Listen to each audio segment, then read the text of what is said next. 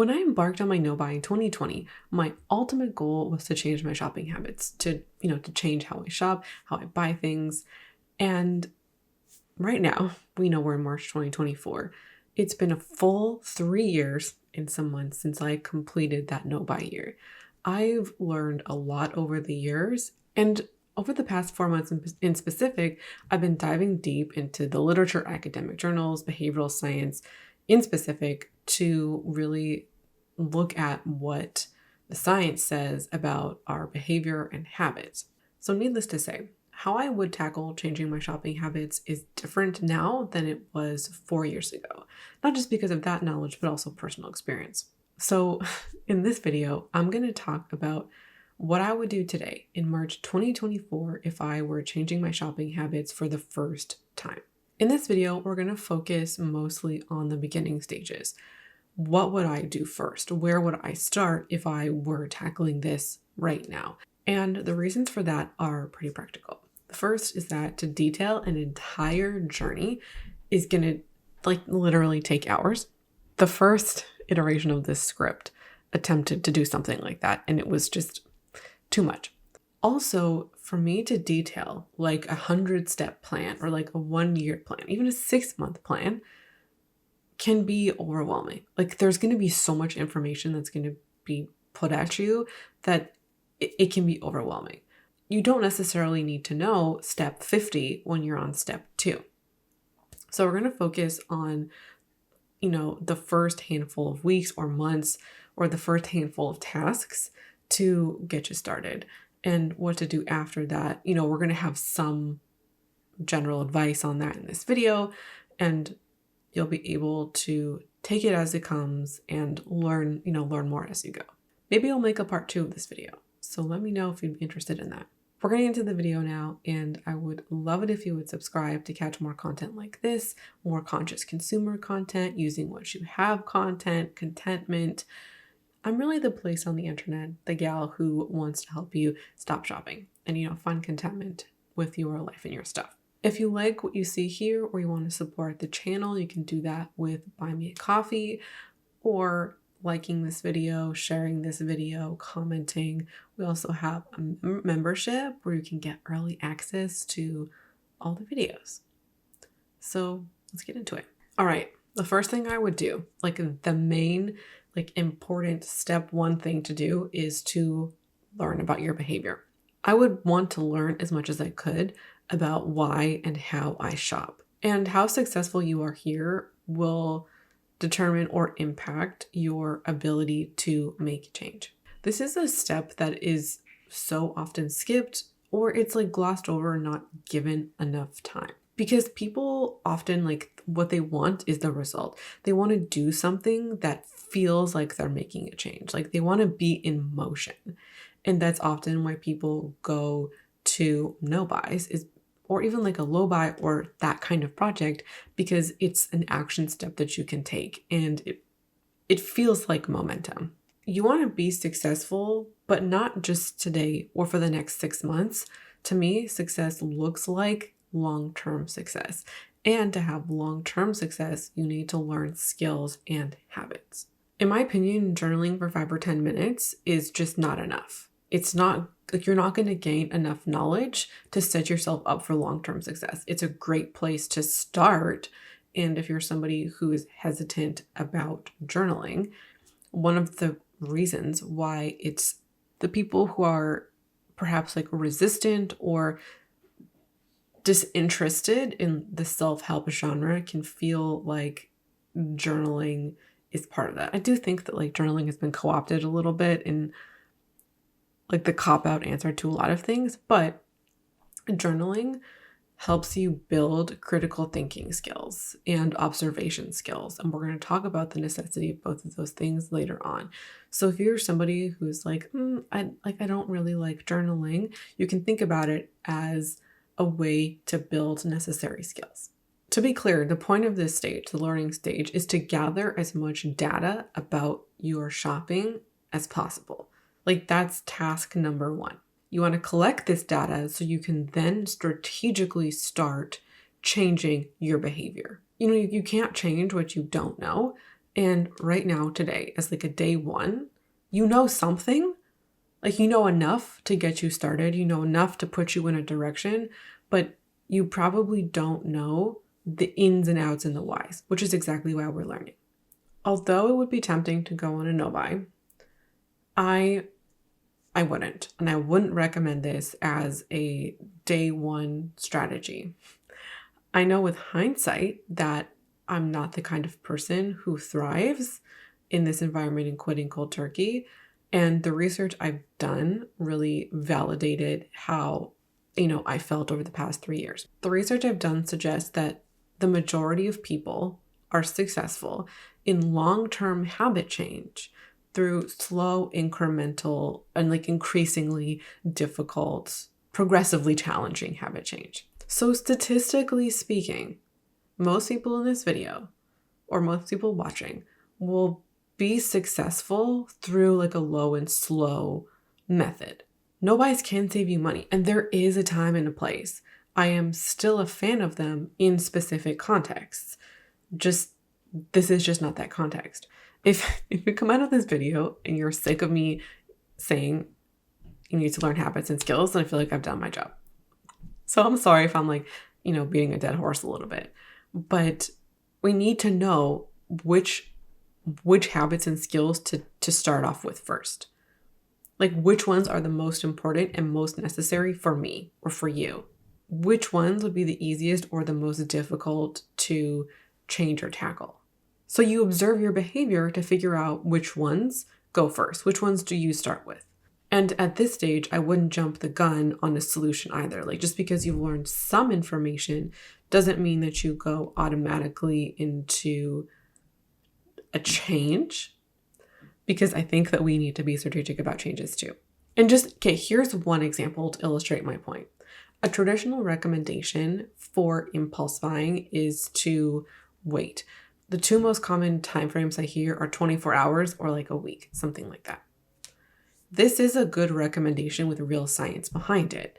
However, when people make their recommendation, I don't think they realize the science behind it. Like it's not being recommended because there's science behind it. That's what I'm trying to say. It's a solution that is so widely circulated that I think that people hear it and maybe it's worked for them in like specific parts of their journey that they recommend it as well.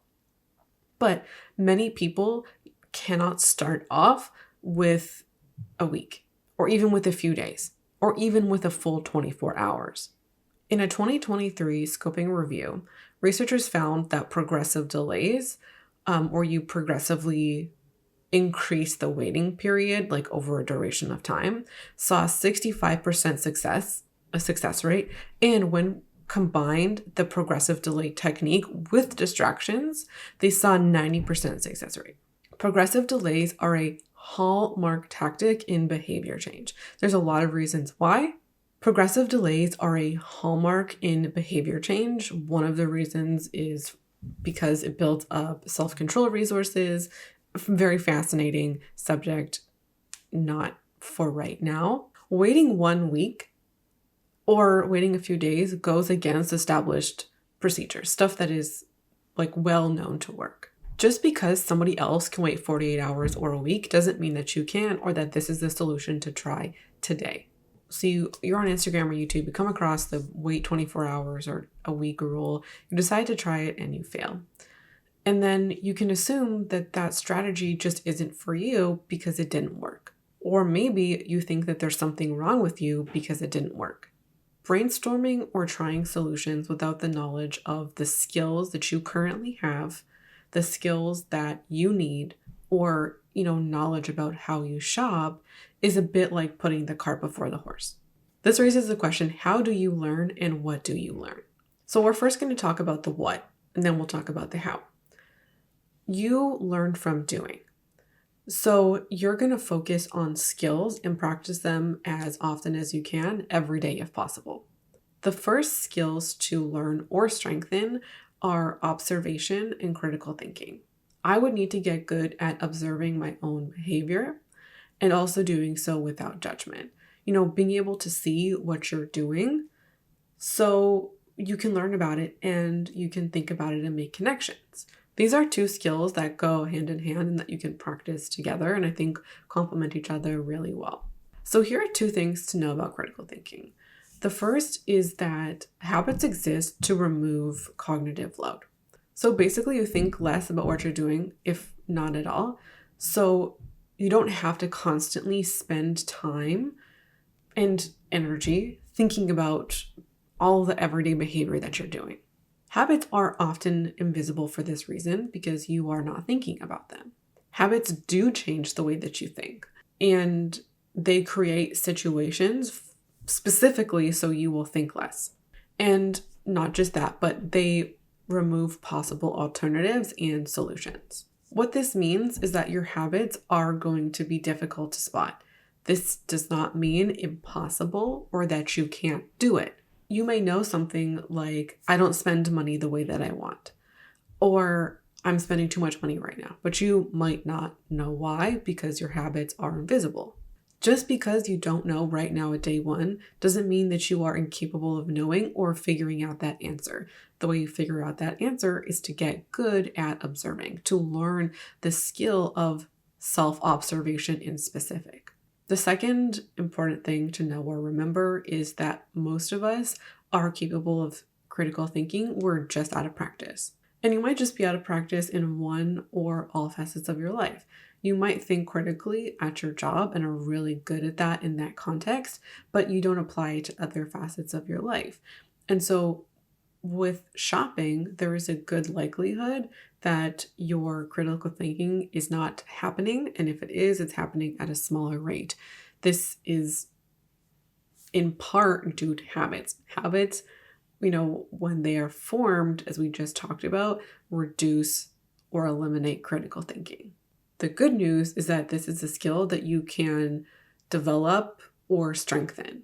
This was me 4 years ago. I was not critically thinking about my shopping life almost at all. And part of that was habitual. And part of that was also not wanting to know. Like there were some openings here and there where I had an inkling that like something wasn't right, but I was ignoring it so I could continue doing what I was doing. Action step number 1 would be to journal and hypothesize. Why do I believe that I'm shopping the way that I am? What do I believe the problem to be? What do I think influences me or motivates me to shop? Making hypotheses gives you things to look out for and to pay attention to. It also, and I think most importantly, gives you ideas to test out, to get right or wrong and iterate.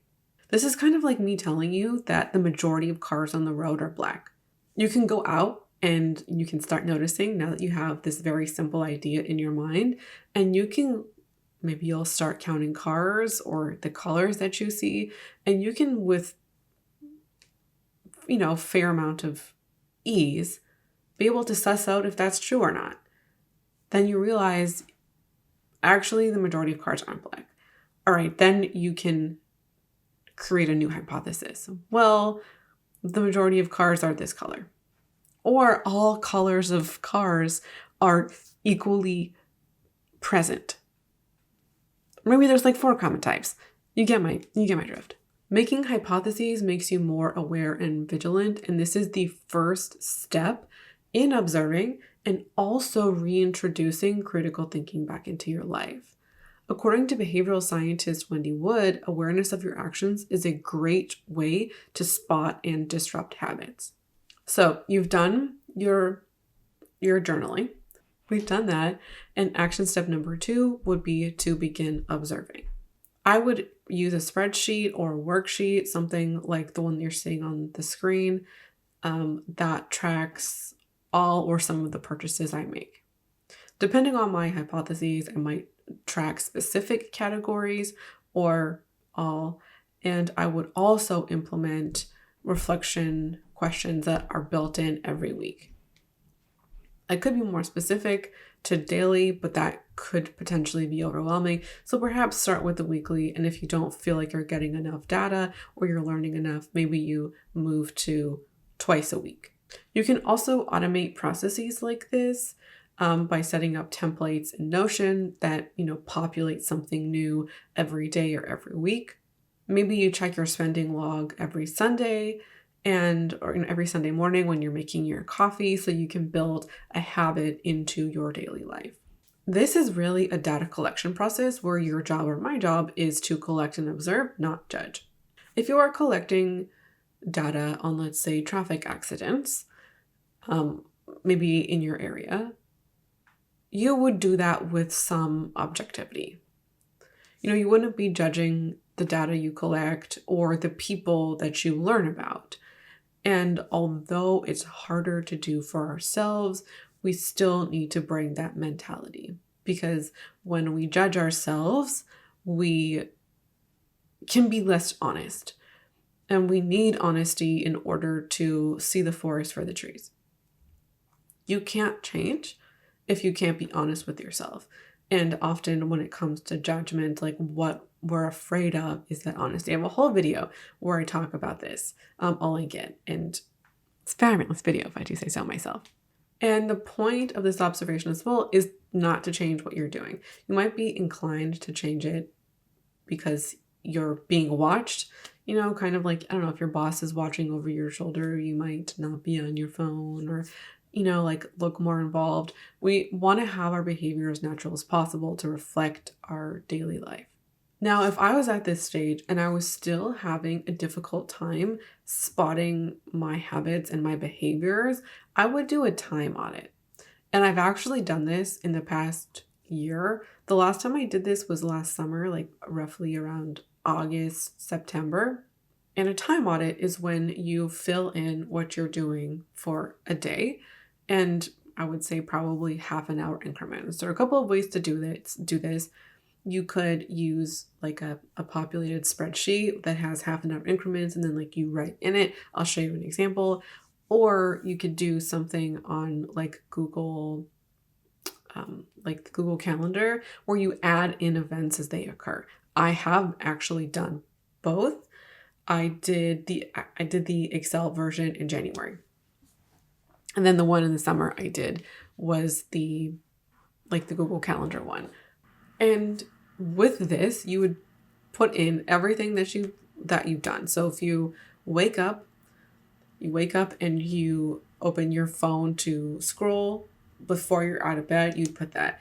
You go to the bathroom, you make your coffee, you do your makeup. Like, are you watching a video while you're doing your makeup?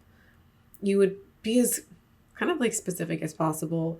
You want to look out for what you're doing, when you're doing it, and if you're multitasking. With like the reflection questions, I'll show you an example on the screen. You probably would have seen one. You're going to be paying attention to things like emotions and how did your day go and how did your emotions affect how you shop, and like what did you notice. But if you're having trouble making those connections by writing down all the stuff that you've done, you're going to see them, I think, more clearly. This exercise is fairly involved, and so I don't think it should be done like every single day. I think picking random times in a week, days that might be like reflective of an average day, would be ones to go with. This can also be useful to have when you want to add in habits or change them later on. The best habits are, built into our routines. And we typically, like if we want to start a habit, we want to cue it up or use a current cue to start that, piggyback it off of something that you're already doing. In this example, if I wanted to do my check-in with my log or do my reflection questions every Sunday morning with coffee, I gave that example because I will drink coffee no matter what. It's something that I remember to do. And Sundays is a day I typically have some time in the morning, queue up my coffee, and I can build that into a weekly routine. Now with the tracking your purchases and reflecting, 2 weeks minimum. I think 4 to 6 weeks is better. I think like default should be a month, and you would only continue if you feel like you need more knowledge. If you get to the 2-week mark and you feel like, I haven't really learned anything, that might be the time to try doing some time auditing and then you can go from there. Throughout this process, identifying other skills to learn will be important. And I think it would be best to go one or two at a time, adding more, slowly over time. By the time you get to 4 weeks, you might have 3 or 4 that you're working on. No more than that. You might have only gotten to a third one, and that's totally fine. Perhaps after 2 or 3 weeks, you want to throw in contentment as a skill to foster and develop in there. That would be a great one. Maybe learning about behavior design and practicing that in your daily life. Gratitude, self-control, budgeting, or maybe even something that's like hobby specific. I have a video on why you need a hobby. Hobbies are kind of more like a secondary or tertiary skill or distraction project, like helps give your life happiness and potentially more meaning beyond shopping, and also things that can be swaps from shopping. If you're feeling bored or discontent with what you have, I think introducing contentment would be like a great next step. And when you view things through skills, like what skills can I develop, that gives you a different set of questions to ask. And it also gives you action steps to take. If I'm thinking about, all right, contentment's a skill. How do I develop the skill? When you come up with ideas, there are things that you can actually do. And I have lots of videos on contentment if you want an introduction or you want some information on like where you might want to go or how to do this. I got you. The last thing to talk about are habits. I think it's important to know some basics about habits, but you don't necessarily need to know that right away. What I think would be the most useful would be learning about context cues. That's going to serve you really well, and it's also going to help you identify what prompts your habits, and that can be really important to helping you change. So I have some videos on this. I also have a blog post that talks about the 5 most common types of context cues for shopping. It's like a 5-minute read, and it's a great introduction to this concept. You don't have to tackle it right away, but after maybe you've been tracking stuff for a week and you're like, I want to do something else, that could be something that you can learn about. If you do want to read a book on habits, which I would suggest if the topic interests you and you can learn some more skills that way, I would not recommend Atomic Habits by James Clear. He has some good tips in there, but ultimately his book is overrated and there are better books out there. Tiny Habits by BJ Fogg is the book to go to. It does provide a good program for change. He does give you examples, but they are mostly like work productivity or like fitness health examples. So the best takeaway from the book is his blueprint, but you will have to do the work in applying it to your life and contexts outside of what he's done. So because the application may not be self-evident at first, I'd suggest stick to strengthening, your first handful of skills, do your tracking later down the line when you have more knowledge or about yourself and you're feeling like in the groove. That might be the time to try such a book. One last thing to keep in mind when it comes to habits is that it is far easier to start a new habit than it is to change or stop a habit. Stopping habits is so incredibly challenging. Like when you don't want to perform an action, that the experts and the behavioral scientists say avoid it.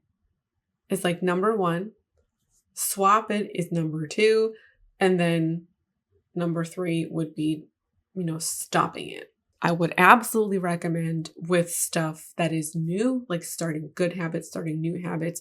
And if you're